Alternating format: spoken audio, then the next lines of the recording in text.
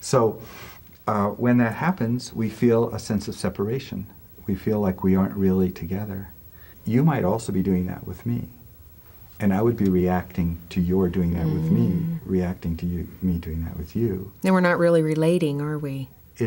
We're just interreacting. Yeah, it's interreacting. It's something that's not who you really are, interacting with something that's not who I really am. If you imagine that there's somebody who you really are that's independent of all that stuff that overlays and configures. If there's a true you and there's a true me, then an actual relationship between individuals is that true you and that true me. And the mental, emotional overlays act as obscurations. It's sort of, they stand between us. They obscure that connection between us. And so what we'd want to do is acknowledge the true nature of the other individual and be acknowledged, and that's true relationship, right? And that it feels like a dissolving of separation until there's a sense of unity that comes out of it. They talk about this kind of oneness that comes out of doing that. And it has to do with clearing this material out of the way so that we can complete our relationships with each other. But what happens is that we're all reacting to each other's reactions to the level of planetary suicide at some level, you know? It becomes so deep and so involved and so believed that, so projected, so lost, that the lack of enlightenment, that ignorance about that we can't easily connect with each other. So the path of enlightenment would be to set as a goal, a personal goal, to find the true self so you can be who you really are with another, and to find that actual other and connect and dissolve that separation. And it has to do with communicating with each other honestly, you know, of really understanding, of listening. It has to do with getting rid of your false ideas of yourself and getting over maybe emotional injuries like you were talking about earlier. I mean, there's a whole set of things we have to do to make that workable. And if you look at our whole country, I think maybe that's a symptom of us not having done that for a while. Seems like there's a lot of fear that people are afraid to let their guard down to get to that. Because they will get you. To get to that point with someone else. I think a lot of people try to get to that place with God, or with Christ, or with angels, or something more divine and more mysterious, and perhaps a hope that it will get them to that place that then they truly can connect with someone else. But I think with a lot of religious doctrine in our culture, that there's something associated that then you've got to sacrifice something for other people, for the community, to feel this within yourself. And I've always questioned that, is that if we're sacrificing, are we truly being ourselves? And I have an experience around that. Like, you do these deep meditations and you have these enlightenment experiences, which is this direct experience of the actual nature of yourself, where all this material is cleared away, where you're not overlaying, where you're not conceptualizing, where there's just this immediate, vivid, actual self-enlightenment experience that's occurring in that moment. And then you say, when all this stuff is uncovered, what do you really like, right?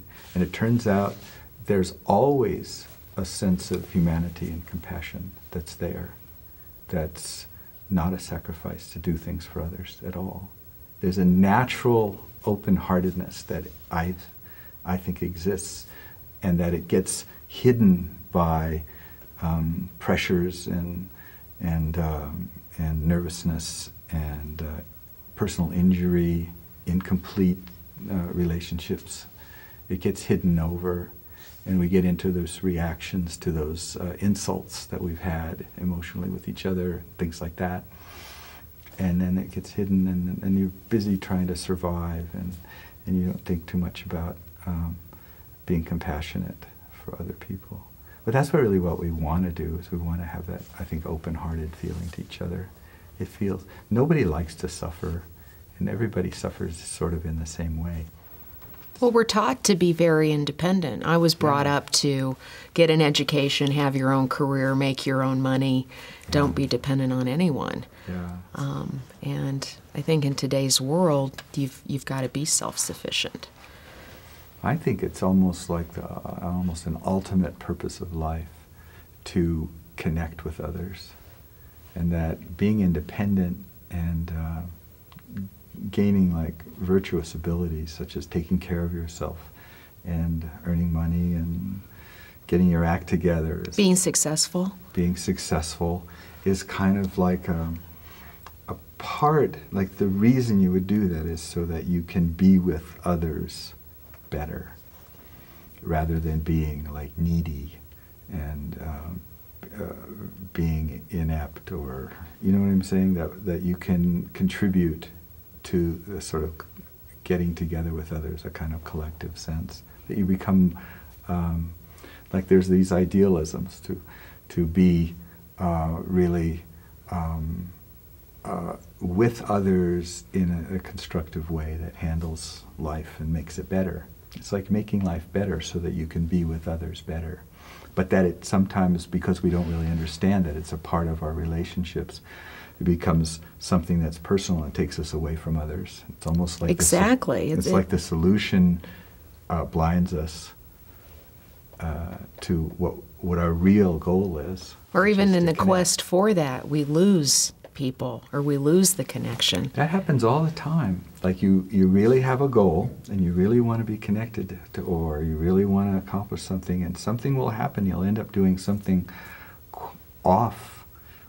kind of off center, and get kind of tangled up in that and kind of lose your way. What's it about? Mm-hmm. You know? And so I found it was about contact and about connection and feeling and fulfilling relationship, which is and there's a rich dynamic to fulfilling a relationship. There's a lot there, and it goes all the way to that level of like God or the divine or enlightenment. In other words, what happens between us is first like social, or getting understood, feeling comfortable with each other, opening up the path between us, so doing things together. It could be a sexual thing, but there's lots of dynamics, interpersonal. But if you're saying, well, what's really happening when I do that with another? What's really going on? Like, you continue to inquire, contemplate. In the midst of fulfilling your goal, you're also open to the truth of what's going on between you and that other person. Like, what's going on here? I mean, we can ask that. Just be open to the truth of what's going on. And then when we find what's going on, is that really a truth? Is it really real? Is it what I want to be going on? What can I do to get to the bottom of it? What can I do to fulfill relationship, the potential, or what relationship could be? And as you inquire into that, it gets down to that mystery of what another is, and what I am, and what we're trying to do together, and what awareness is, and becoming aware of that awareness, becoming aware of another.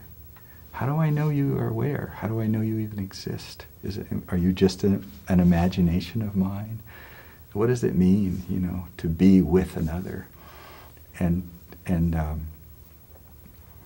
to be satisfied in yourself that you have come up with some answers that make sense, that really makes sense in the broadest sense of being a human being.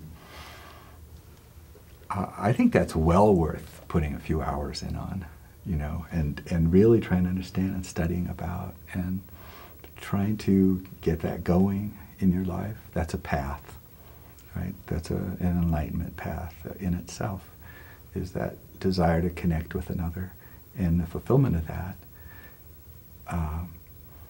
And when I look in another person's eyes, I want to remember, I want to be aware that there is an experience that's kind of hidden from me that's going on in them, of that looking back at me, right?